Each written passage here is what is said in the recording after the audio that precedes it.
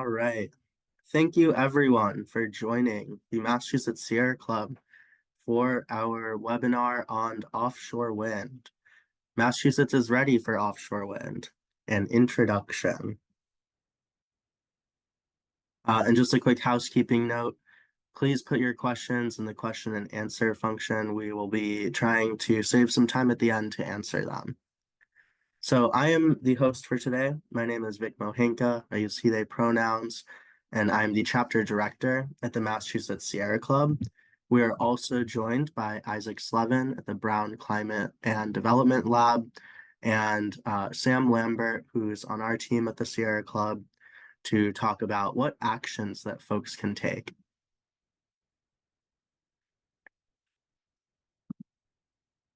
So we're going to talk about a couple of things today. We're going to say, why offshore wind? What is the current state of offshore wind in Massachusetts?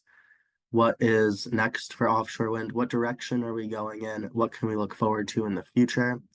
Isaac is going to then take over for an offshore wind and misinformation section to kind of talk through what people are saying about wind and how we can get good information that's accurate and scientifically sound.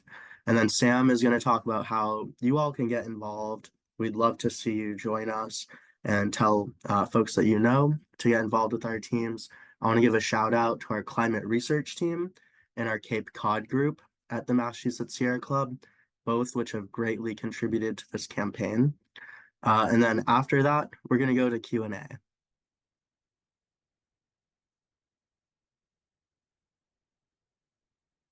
Why offshore wind? So the place where I start when I talk about offshore wind is what is currently generating electricity right now. The New England grid has 55% of our electricity coming from natural gas, and even more of that overall coming from fossil fuels. Fossil fuel electricity generation produces particulate matter, smog, ground level ozone, acid rain. It contributes to climate change. It is the main driver, one of the main drivers of climate change and the climate crisis that we all face right now. So this chart, it shows life cycle greenhouse gas emissions.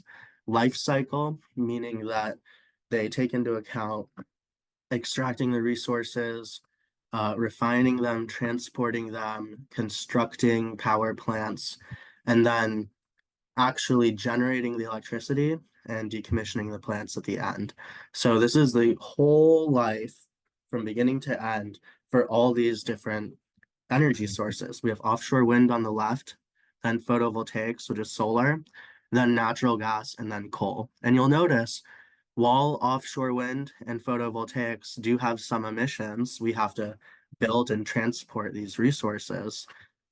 Once they're built, they don't need any fossil fuels to generate electricity. Natural gas and coal obviously do and have much, much, much higher emissions. So, these emissions, the pollution, it is directly harmful to people's health and the environment. And by generating electricity with renewables like offshore wind and photovoltaics, solar energy, we can avoid that.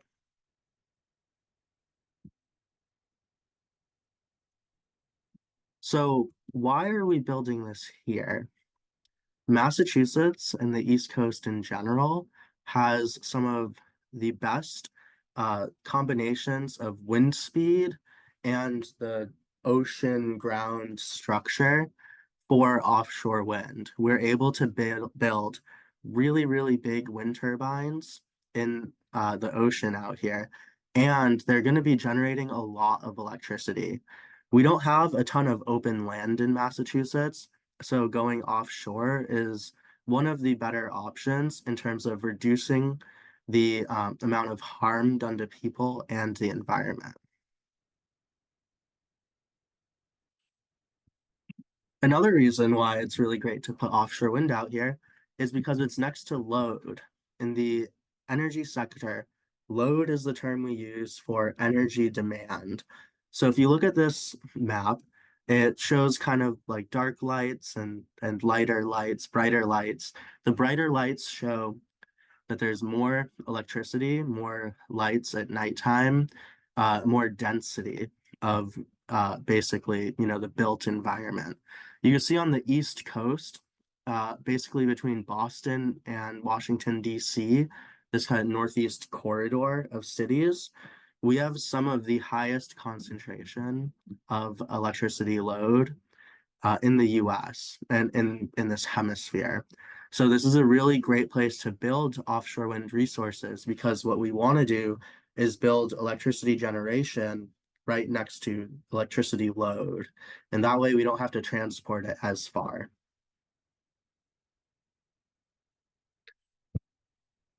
So these two charts kind of show the overall picture of Massachusetts's energy. Um, our plan on the demand side and the supply side, as well as the state of Massachusetts's their projections of one way that we're going to meet our climate goals while making sure everyone has access to clean, affordable electricity or energy. You can see on the left-hand chart that shows energy demand by fuel. So right now, uh, going back to my original statement about where's our energy coming from, you'll see that it's like an equal proportion of electricity, pipeline gas, and gasoline, as well as a lot of diesel. Pipeline gas is natural gas that we use to heat our homes, and gasoline goes in our cars, trucks, and other forms of transportation to get us and stuff around. As folks might realize, or you might already know, we are transitioning to electricity. We are using electricity.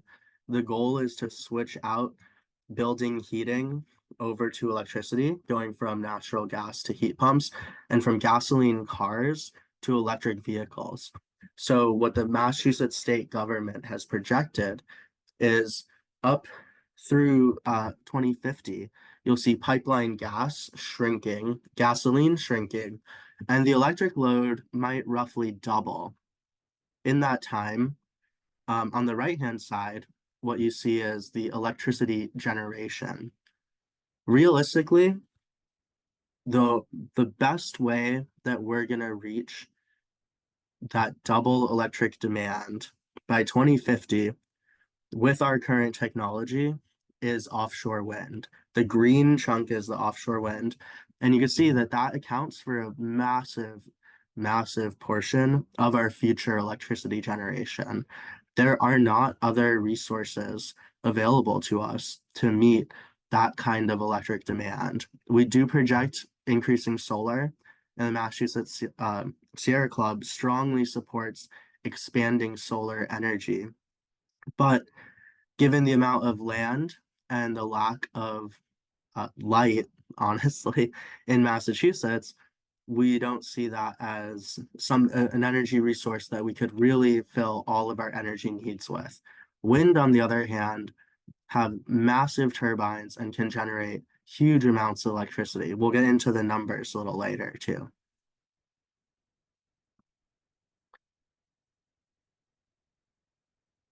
So we just put a little chart here. This is an oversimplification of how wind turbines go and connect over to the power grid. Any kind of energy is going to need infrastructure. Even if we're building renewables, we're still going to need infrastructure. In many cases, though, it's a lot less infrastructure and a lot less polluting than the current fossil fuels which dominate our grid. So for wind, we're going to need a substation out. We need the platform itself, some wind technology being proposed in other places wouldn't have a platform that actually like puts piles in the ocean. They're suggesting floating wind turbines, and there's different options that different companies have proposed. It has to connect over to what folks call a substation in the ocean. It connects into a substation on shore, and then it goes straight to our transmission lines. So one of the goals for the advocates, for the developers, is to shorten the route to the substation and also try to make sure that the substations and the wind turbines connect into the grid where there's existing electrical infrastructure. So we just wanted to show folks this chart because it's a handy reference once we start talking about community benefits and why specifically we're talking about individual communities, because individual communities have to host the substations and the control stations for wind energy. So speaking of community benefits, the way that we see community benefits implemented is through community benefits agreements. We highlight an example here of one that we really liked in Salem, where frontline community groups came together to demand a seat at the table during the planning of offshore wind port facilities. The CBA, the Community Benefits Agreement, included job development, childcare, housing, and more. And Salem was able to get something called an accountability committee, that would make sure that all the obligations are fulfilled, making sure that there's actual implementation, and after the project is built, that somebody is keeping track of if the benefits actually flow into the community. The best way to do these is with diverse representation, get a lot of groups together, a lot of different stakeholders, and really make sure that people who are directly affected by the project and by things like climate and housing injustice are able to advocate for what they need. And I also just want to shout out SAFE, Salem Alliance for the Environment, one of our partners who was extremely active in advocating for the CBA and within our coalitions for offshore wind.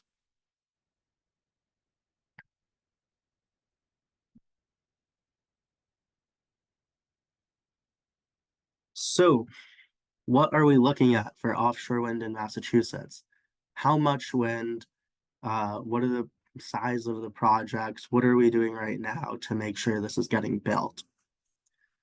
So we have a goal to contract 5,600 megawatts of wind power by 2027. What does that mean? I like to say that a power plant is something like 1,000 megawatts. So we're talking about building something like 5.5 power plants worth of electricity in the ocean, signing those contracts in the next 2 years, basically. It's a very aggressive timeline for a lot of energy. Right now, we've started construction on Vineyard Wind 1. It's producing power on our grid right now. That, when it's done with construction, that project will account for 800 megawatts of power. Because of the pandemic, because of inflation, interest rates, supply chains, we had some issues with our bids. This is not a closely held secret. This is all over the news. The wind industry did take a hit, like many other industries, during the pandemic, and global economic conditions changed rapidly for a while.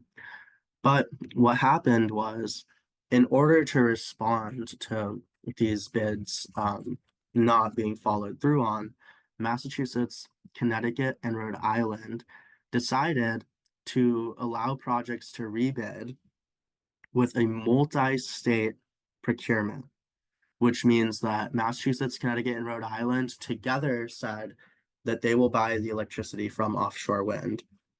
The hope was, with a bigger agreement, they could take advantage of economies of scale. So basically, they would buy more energy, which would let the companies drive down the prices. So this bid process has already begun. 4 projects were submitted in March. Massachusetts is seeking up to 3,600 megawatts from multiple projects. That's enough to power about 1.8 million homes. So it's almost 2 million, which is a lot of homes. Massachusetts has a population somewhere around 7 million people. So 2 million homes covers a very significant portion of Massachusetts's population. Uh, and another thing to note is that all four projects could go forward with a bid. They're not each, um, they're not mutually exclusive. So what the states are looking for is they're looking for projects that will foster economic development, will create high-paying jobs, and it'll promote environmental justice and equity, as well as minimizing ratepayer impacts. So winning bids will be selected on August 7th. And what a lot of folks in our coalitions are doing is supporting the companies in this bidding process because we want to see offshore wind and we want to see it built responsibly with all of the benefits on that right-hand side.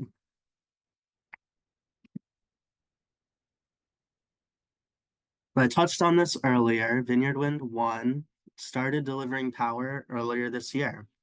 So five of the 62 turbines are generating power. They're 14 miles off the coast of Martha's Vineyard, generating enough power to power 30,000 homes. So as much as a large town or a tiny city. And at scale, this project is going to generate enough electricity to power 400,000 homes. And another thing to note is that the construction of the project runs through the New Bedford Marine Commerce Terminal, which was one of the initial investments that Massachusetts made in our offshore wind infrastructure, which sets us up to be a national leader in this industry. And we need to take advantage of this infrastructure and build a big industry. Each project that happens next will be easier because of the one before it.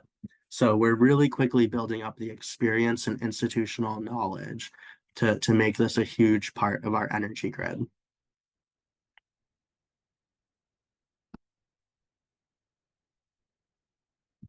So a couple things that we wanted to point out from Vineyard Wind 1 is we're not just getting clean electricity here. We are getting jobs. So Vineyard Wind signed a project labor agreement or a PLA, which is an agreement with labor unions. They outlined, they estimated something like 500 union jobs would be created during this project. This project has created 900 plus union jobs so far. That is a lot of work for industries. Some industries have been hit hard, and this is, breath of fresh air into people with very, very rare skills like pile driving in the middle of the ocean. So we're very happy to see that that came in above estimates. And the other benefit, one of the main ones that we want to bring up, is Vineyard Wind agreed to pay the town of Barnstable for water infrastructure. So while they were digging up for electrical wires, while they already had the roads open, they were able to upgrade the water infrastructure in town. This is going to save Barnstable millions and millions of dollars. That is money that the taxpayers are paying that can go to something else. This is completely outside of, the taxpayer impact. So this is a huge benefit for Barnstable as a town, and each individual person in Barnstable who's paying taxes is literally saving money because of this project, and it's helping set up the town to, in the future, take better care of their wastewater and invest in wastewater infrastructure.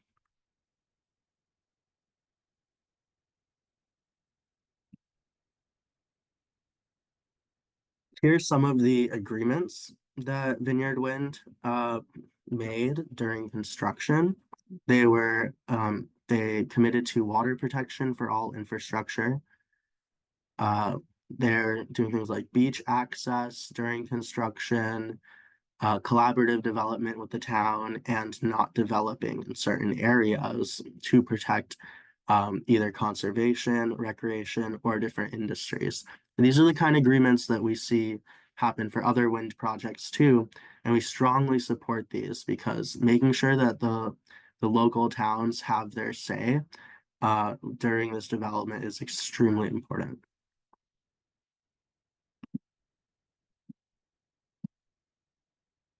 What's next for offshore wind? This has some of our current investments. So you'll see on the Massachusetts part of the map, you'll see there's the little rectangles, the Salem Offshore Wind Terminal, the Wind Technology Testing Center in Boston, which I visited. It's super cool. We're the only testing center for wind turbine blades in North America or something, and they have a machine that oscillates these like 100 foot long, or bigger wind blades to see how they'll age over time. And then the New Bedford Marine Commerce Terminal.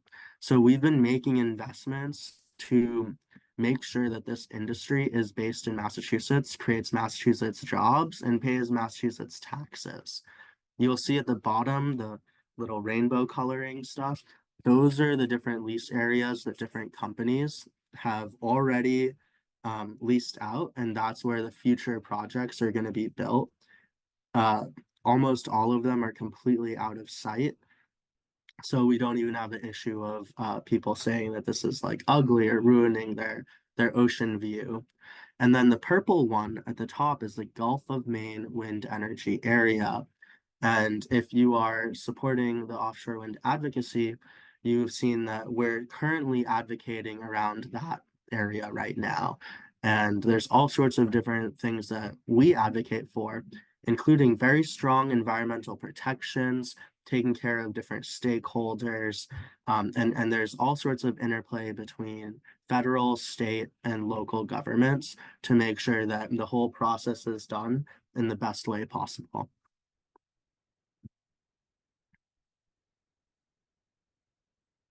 These are the projects that have some bids out in the bidding process that I explained earlier.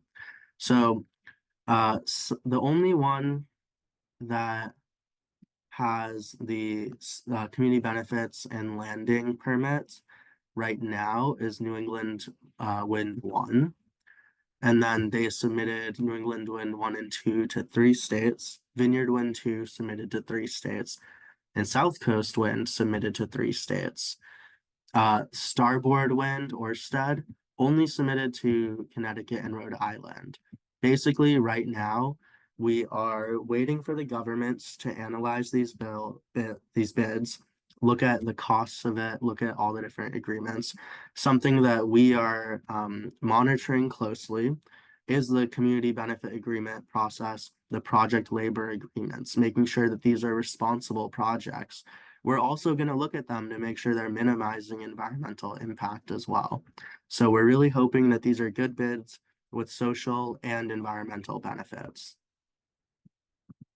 And now I'm going to pass it to Isaac Slevin from the Brown Climate and Development Lab to talk about misinformation.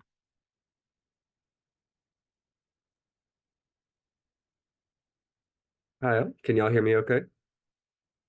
Sounds great. All right, I'm going to share my screen. All right, perfect. Thank you so much.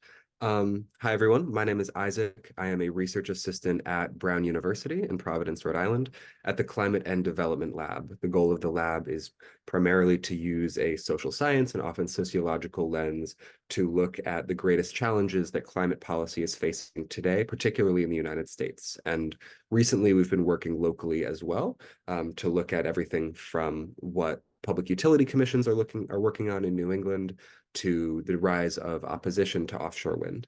The goal of this presentation is to familiarize everyone a little bit with some of the rhetoric that you may be hearing against offshore wind, what people in various communities are saying, what certain organizations that exist only to oppose offshore wind are saying, just to give everyone a better sense of what we are up against here. If you could, next slide. So this just gives you a sense of the massive increase in offshore wind in the United States. This chart is not up to date, it's from 2021, but considering that before 2020, there was just one single offshore wind farm, that is the Block Island Wind Farm in Rhode Island. What we're seeing right now is a massive increase in the development of offshore wind, and that is especially concentrated in New England and generally the United States Northeast. In conjunction with this, we have now also seen a new wave of opposition. A lot of think tanks and local opposition groups are popping up to fight against what they claim to be environmental impacts of offshore wind. Oftentimes, they don't like the view shed. In other words, being forced to see offshore wind off the coast of their communities. And so that's why we're seeing a lot more opposition right now these days, because the phenomenon of offshore wind at this scale is pretty new. So in April 2023, the lab that I work at released a study called Discourses of Climate Delay in the Campaign Against Offshore Wind, a case study from Rhode Island. And climate delay here refers to efforts to obstruct our response to climate change. We're used to usually talking about climate denial or climate change denial, but the opposition has gotten a lot more sophisticated as the reality of climate science has become more widely understood. We're not experiencing the same climate change denial rhetoric as we might have 20 years ago. So instead, we're seeing lots of claims that a climate project, such as offshore wind, additionally, sometimes we see it with solar panels, sometimes we see it with local climate resilience projects.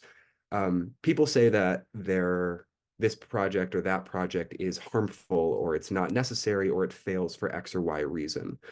And there are a lot of different climate delayers, and they generally won't say that what they're out to do, and maybe they don't even understand themselves as being out to get responses to out to get our responses for the reality of climate change. But then what we do end up seeing across the country, across New England, is the same criticism from the same actors lodged against the same climate energy, usually renewable energy projects, lodged over and over again. And so what we begin to understand is a more widespread attack on renewable energy writ large. This specific study was focusing on the rhetoric of a group called Green Oceans, which is an anti-offshore wind group based in Little Compton, Rhode Island. And to give you a sense of how we think about climate delay and how you can see their rhetoric, we have a few case studies. If you wanted to switch. So here's a couple of screen grabs from Green Ocean's website. They say that their mission is to protect the ocean and all the life that it sustains. On the right, you can see major adverse impacts that they allege. They're going to be on commercial fishing. Offshore wind is allegedly bad for air quality. It's bad for bats, birds, sea turtles, and coastal habitats. But to get an understanding of what our lab has been looking at and analyze their rhetorical strategy, we use a couple of different schematics to understand, hey, is this climate delay, or is this a more reasonable local-based obstruction to a local-based project? So we used two schematics to try to look at this. The first is Discourses of Delay, which was released in 2020. And this organizes discourses of climate delay into four overarching categories.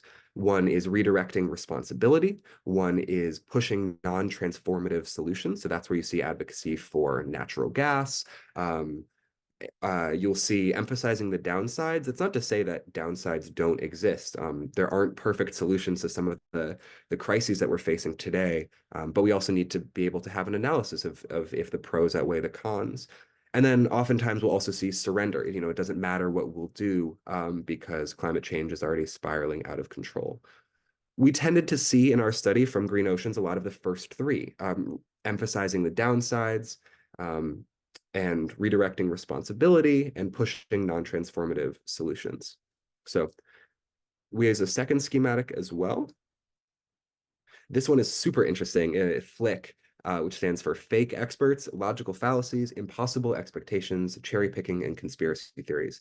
FLIC is super interesting as a way to understand obstruction and opposition to science because it was developed not just in response to climate change denial, but also in response to evolution denialists, people who spread conspiracy theories about HIV and AIDS, people who are anti-vaxxers, especially most recently during the COVID-19 pandemic. And John Cook and many others noticed that a lot of these opposition characters were using a lot of the same types of rhetoric to get their points across. So to illustrate how Flick here and discourses of delay on the last slide work in the anti-wind movement, I want to highlight a couple of issues that the anti-wind folks bring up. First, we see one big topic of conversation, which is wind and whales. It's the core of Green Ocean's website, and it comes up a lot from New England specifically based anti-wind groups. So Green Oceans argues that offshore wind farms threaten the well-being of marine wildlife and they harm endangered species. To do this, I want to hit next. Green Ocean cites two non-empirical, highly speculative newspaper articles to emphasize the downsides of offshore wind. One of these articles was written by CFACT, which is the Committee for a Constructive Tomorrow. They've been flagged as a climate change denial group from our lab in a previous study. And so you'll see that this is an example of fake experts. While NOAA, the National Oceanic and Atmospheric Administration, and researchers at the University of Rhode Island are noting that actually offshore wind is not the cause of death for whales. We instead see that sometimes Green Oceans has been relying on what is a climate denial think tank. Another example is that Green Oceans wrote a piece in the Newport Buzz, a newspaper in Newport, Rhode Island, that makes claims regarding marine mammals that have, as I said, been debunked by BOEM, the Bureau of Oceanic Energy Management, and scientists at the University of Rhode Island. This is an example of cherry picking, using carefully selecting data that appears to confirm one position while ignoring other data, which is broadly the scientific consensus that contradicts that position. More specifically, you can see, quote, slothful induction, which is ignoring relevant evidence when coming to a conclusion. We also see that there are Facebook groups where conspiracy theories about whale deaths are shared. There was one where a whale washed up with what looked like fishing netting scars around its tail. And some people were saying that pro-wind actors had killed the whale and dragged it farther out to sea and left those scars to make it look like fishing netting was responsible when there's really no evidence to back that up. We also see them draw attention to single-digit whale deaths. It is true that the North American right whale is dying in higher numbers. If you hit next, we will see that this is the case of blowfishing. It's an inconsequential aspect of scientific research, blowing this out of proportion in order to distract or cast doubt on the main conclusion of the research. Hit next. So we see that actually fishing gear entanglement has caused 65% of documented whale deaths, injuries, and morbidities since 2017. That's not to say that we should ignore how right whales seem to be dying in higher numbers, but rather we should focus on the entirety of the scientific research and come to a conclusion based on that, rather than cherry picking, or in this case, blowfishing, looking at specific pieces of evidence that appear to support an otherwise unsupported conclusion. And we'll see that this is also an example of a single cause, assuming that there's a single cause, offshore wind, when there actually might be multiple causes. One more quick one that I'll try to go through quickly is wind and climate change. A lot of the anti-wind folks say that actually offshore wind is bad for climate change. In Green Ocean's white paper, they said that wind turbines cause indirect carbon dioxide emissions because their underwater infrastructure provides habitat for invasive filter feeders that release carbon dioxide. We see that this is another example of blowfishing. We're talking about offshore wind as a solution to climate change, as a way to avoid catastrophic flooding, intensified storms, and the effects of environmental justice, which hurt low-income, predominantly Black, Hispanic, and Indigenous communities who suffer the most from climate change. But instead, we have some of the anti-wind people focusing on the scientific research that is specifically about a tiny part of the entire ocean, just the specific bases of where these offshore wind turbines are going to be. We also see other anti-wind groups discuss the oil and other fluids that keep turbine engines running. These groups emphasize the risk of leakage into the ocean. But really, we see this as a case going back to the discourses of delay, of policy perfectionism. Absolutely, like no individual solution to climate change is going to be perfect. They are going to rely on a small amount of fuels that keep them running. But we also see that offshore wind is the single largest thing that many New England states can do to contribute to the green transition and lower our national CO2 emissions. And so we see a case of, hey, there's something that's not going perfectly right, but on balance, what we're facing is if we don't implement offshore wind is way stronger and way more worrying than if we do implement offshore wind. And we see that they emphasize the downsides of renewable energy mining instead of advancing natural gas. That's an example of fossil fuel solutionism. We're trying to dig ourselves out of the hole we are currently in by having invested in fossil fuels for so long. Investing in more natural gas simply isn't going to help us get there. And here we see a bit of data on that. Every year, 15 billion tons of fossil fuels are mined and extracted, and that's 535 times more mining than a clean energy economy would require between now and 2040. So part 2 of the presentation is based on another report that my lab put out in December called Against the Wind, a map of the anti-offshore wind network in the eastern United States. So this is a bit of a crazy map. I like to think it looks like sort of a cyclist with the head on the right and the wheels on the bottom. But over the course of tracking Green Ocean's rhetoric, we were trying to figure out where all of this is coming from. Green Oceans was our local example of an anti-offshore wind group, but we knew that all across the East Coast, there were similar other grassroots anti-wind groups. And so over the ensuing months, we began tracking the connections between various actors. There are local groups such as Green Oceans or Nantucket for Whales, which is formerly known as Nantucket Residents Against Wind Turbines, or ACRATs, and a series of groups in New Jersey as well. And we found that many times they were in coalition or at least shared certain membership with climate denial think tanks, with other right-wing policy think tanks that we know to be well-funded by fossil fuel industry allies. There were lawyers shared by these groups. Members of these groups are showing up to one another's fundraisers and rallies. And I know this map looks a bit nuts. The full version is available on our website if you do want to go take a look at it. But I wanted to illustrate a couple of examples that show how this network works and how information is transferred. So as we write in the report, these new grassroots appearing groups and experienced obstructionist think tanks share legal support, public speakers, leadership, information, and tactical subsidies. Though they appear to operate organically, in many cases, they are directly supported by well-funded national organizations with ties to the fossil fuel industry and dark money. It's very important here that I stress that local anti-wind groups are not often are not necessarily funded by big oil. Rather, they share the same goals as big oil does in this case, and often share various other types of support. Many people will instantly say, well, hey, aren't some of these offshore wind projects funded by Ørsted, which is the Danish state energy company, which includes fossil fuel assets, oftentimes BP as well. But with the lone exception of Ørsted, the other fossil fuel companies that are occasionally investing in renewables here often invest 2-3% of their entire annual expenditures on renewable energy. So what we see that is that offshore wind is directly in opposition to big oil still today. And they found that local opposition is really helpful to advancing their cause.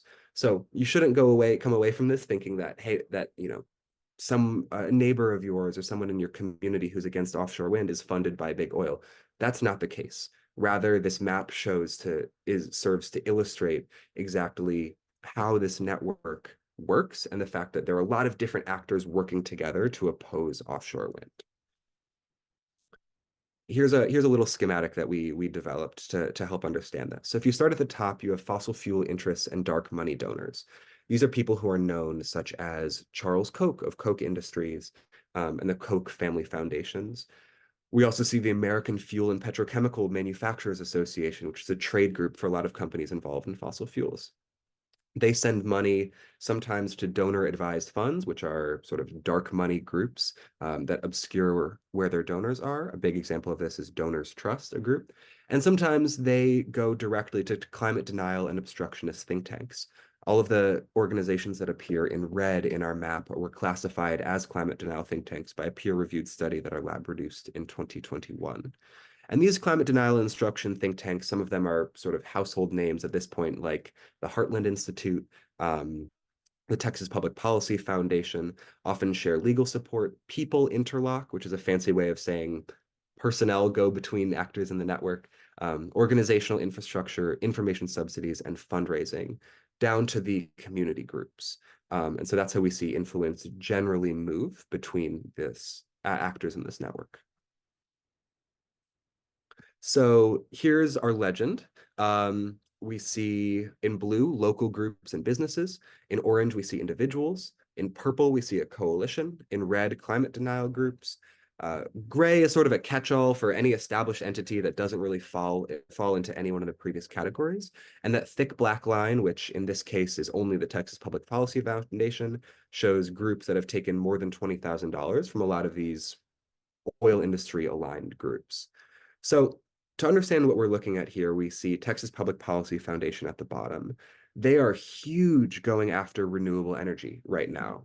They have a whole campaign to support natural gas in Texas and share conspiracy theories about how the alleged failure of renewable energy caused the Texas blackouts a couple years ago. That's completely been debunked.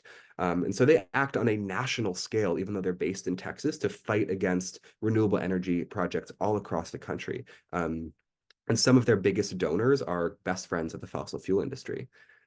This schematic, this diagram represents a lawsuit. So Texas Public Policy Foundation is representing 6 different groups, 6 different fishing groups on the East Coast in New England, many of whom share the same leadership. So what appears as sort of a grassroots lawsuits brought by 6 individual fishing groups on the East Coast is really backed by one national think tank. And even then, 3 of those groups share the same president, Tom Williams. And 2 of those groups that we see on the right, the Long Island Commercial Fishing Association and Old Squaw Fisheries, are led by a husband and a wife. So really quickly, what seems to be a huge groundswell against offshore wind is really just a few actors. Next, and this is the second one I'll share with you, is on the left side, we see 2 of these local groups. We see Save Our Beach Views, which is based in Delaware, and Protect Our Coast, New Jersey. Save Our Beach Views is a completely astroturfed, which means a fake grassroots group, founded by a man named David Stevenson, who appears here in the middle, and his employer, the Caesar Rodney Institute. You'll notice that the Caesar Rodney Institute also fundraised for the group on the bottom, Protect Our Coast, New Jersey. If you wanted to donate to Protect Our Coast, New Jersey's website to contribute to their cause, you would actually be taken to a different page, or taken to a page to give to the Caesar Rodney Institute, CRI, instead. On the right side in red, we see 2 groups. We see the State Policy Network and we see the Heartland Institute. Heartland is a huge climate denial think tank. They host a farcical conference every year that's meant to distract from the IPCC. And Stevenson, in the middle, the founder of Save Our Beach Views and a policy director at the Caesar Rodney Institute, is a policy, or at least was a policy advisor at the Heartland Institute, holding a formal position at that climate denial think tank. And SPN on the bottom we see is a clearinghouse for right-wing policy across the country. There's a journalist named Jane Mayer for the New Yorker, and she likened the State Policy Network to sort of IKEA, the furniture store, in that SPN, the State Policy Network, packages a variety of anti-regulatory policies for its member think tanks, such as the Heartland Institute, such as the Caesar Rodney Institute, to then assemble for use in their home state. For CRI, that's in Delaware. And both the State Policy Network and the Heartland Institute take substantial money from big oil. Again, we see that they have that thick black outline. So what brings these 2 sides together, the blue local groups on the left and the red right-wing groups, fossil fuel funded groups on the right? Well, we see that there are only a couple of actors here once again. There's David Stevenson, who's been involved in several of these different organizations and is even certainly at least familiar with Jeff Van Drew, who's a United States representative from New Jersey, who invited Stevenson to speak at a hearing and fundraise for the Caesar Rodney Institute, appeared at a fundraising there. So what seems like a disparate bunch of disparate actors, where you have the Heartland Institute, a classic climate change denial group bankrolled by the fossil fuel industry pretty transparently on one side, and these local anti-offshore wind groups on the other, are really brought together by just a couple of actors, indicating that they really are invested in the same cause, which is stopping offshore wind. It's not a coincidence that the Heartland Institute and the State Policy Network, and a lot of the State Policy Network's other affiliate groups, have taken such an interest in these local anti-wind groups, because they serve to advance the same cause, which is helping stop renewable energy off of our coasts.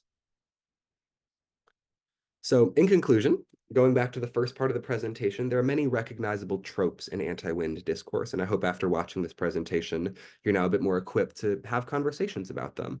We see a lot of relying on false experts, so the anti-wind people relying on their own blogs, relying on climate denial think tanks, relying on Facebook posts. We see blowfishing, which is making a big deal out of a small impact that is often dwarfed by a mountain of scientific evidence. And we see cherry picking data, which is similar, focusing on the data that favors their cause and ignoring the data that doesn't. And we also see that there's a far-reaching network of opposition to offshore wind production. This network includes local groups, such as Protect Our Coast in New Jersey, Save Our Beach Views in Delaware. It includes climate denial think tanks like the Texas Public Policy Foundation, the Heartland Institute, and groups funded by Big Oil, which includes those climate denial groups and also groups like the Cesar Rodney Institute, which featured prominently in the last chart. And we see that this network shares content. They share lawyers, they share personnel. Articles written by one group will pull up in another group's Facebook. Lawyers that one group is employing to block offshore wind in one state will then appear representing a similar case in another state. And they appear at one another's events, such as fundraisers and rallies. So I hope you don't come away with this with a sense of doom and gloom, because you can fight back. Respond with the science that's out there, with what we know from trusted researchers at our nation's universities, at regulatory agencies, both in the federal and state level, and respond with the urgency necessary to take action in the face of the climate crisis. We are going to see some really scary impacts from climate change. We already are. I can definitely say, having lived in Rhode Island for the past few years and seeing the real life impacts of storm intensification, of flooding where there never used to be flooding, and of a city infrastructure that's woefully unprepared for those impacts. Advancing offshore wind is really important to stopping those horrible effects of those, expensive, displacing, disconcerting, and often physically harmful effects of climate change. So talk to your family, talk to your friends, talk to your neighbors who may believe some of this false rhetoric, just because there's a lot of it out there, and oftentimes a lot of people are exposed to it. So that's what my research has been. We'll have a Q&A session at the end for those of you who have questions about it, but the last thing I want anyone to feel is discouraged, because the way that we can create change in favor of offshore wind, and certainly to spread the facts about what the real risks are and also what the real risks are not, is going to be super, super important for us. And I kind of see as a duty for those of us who do care about the climate. So thank you. Thank you so much, Isaac. That was great. And to come back to close out the part of the presentation before the Q&A, my name is Sam Lambert. I'm the political and municipal organizer for the Massachusetts chapter. And so what's next? How do you get involved? We have an event coming up, Global Wind Day. Please check out the Massachusetts Sierra Club calendar to register, to get early access to details on that.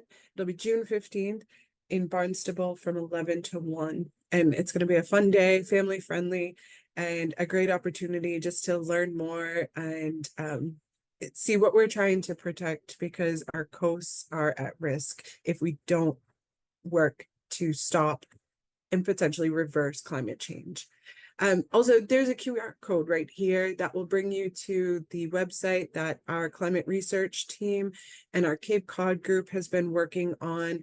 We'll have more information about how to interact with BOEM, the Bureau of Oceanic Energy Management, comment periods, as well as keep you updated on opportunities to learn how to write a letter to the editor, or when those bids come out, make sure you're able to interact with the comment periods there. It's really important to make sure we just want everybody to have the facts and make the decisions and know the consequences of not acting.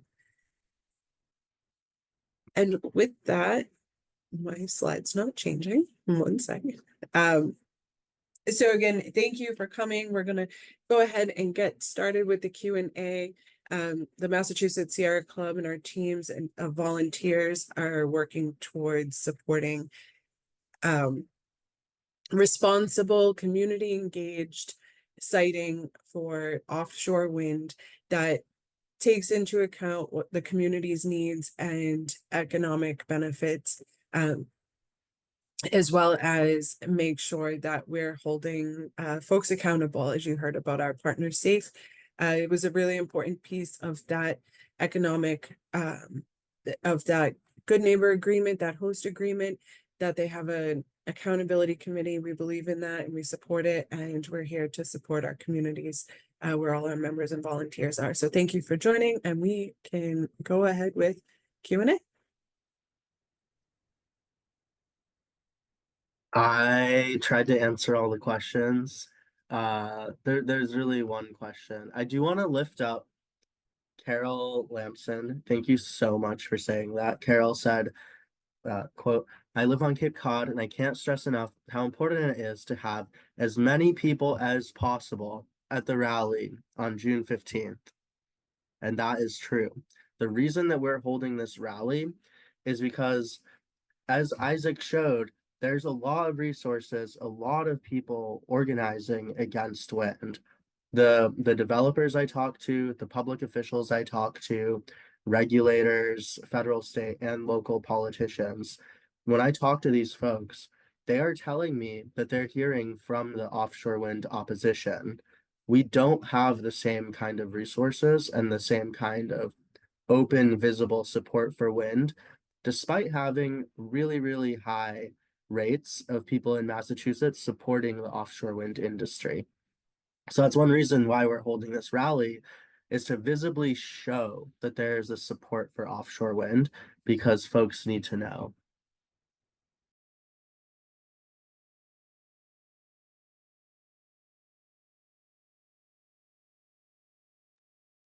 I saw one question come through about a recording. We will be making this recording available on our website. I'll go ahead and put that link in for anyone to access it. And we can stay on for just a couple more minutes here if anyone has any additional questions that they want to add into the Q&A.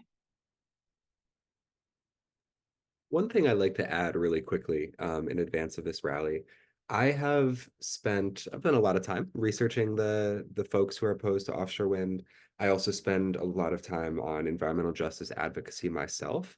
And so I guess want to say that I understand a lot of natural concern that there is about building turbines in the ocean, about, creating infrastructure where there wasn't any before. But that advocacy that I have done has made me perhaps even, I guess I would say, more aware of what the real risks are. The more we block offshore wind turbines, which have been, according to the science, proven to be safe, effective, and clean, the more we see that low-income communities and communities of color and are sort of saddled with the burdens of fossil fuels, see those lower life expectancies, higher rates of cancer, higher rates of asthma. And so I am very sympathetic to the idea that we should keep corporations out of our communities, to the idea that we should really think twice before just deploying technology on a mass scale. And I hear all of that.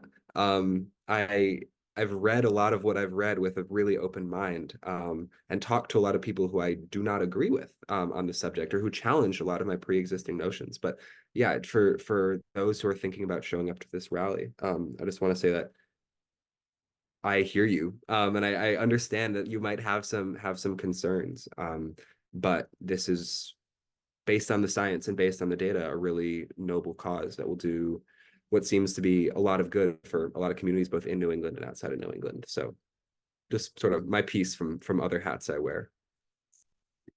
Thank you, Isaac. Vic, did you want to add something? Yeah, so we had a question in chat. This is a great question. Again, from Carol asking about the cost per kilowatt hour for solar and wind. That is complicated because the cost that we pay doesn't necessarily reflect how it affects markets and bills overall. So, what Sierra Club has done is we actually contracted with an economic consulting firm to go out and research this question of if we achieved our goals of constructing wind, I believe by some date, how is that gonna affect people's energy bills? We are currently in the early stages of that, and more information will come out soon. But we are planning to release some interesting results from these studies that show the effect of wind on our energy economy. And it's a great question, and I wish it was a simpler answer, but the way that energy is like bought and sold is pretty complicated once you take into account wholesale market effects.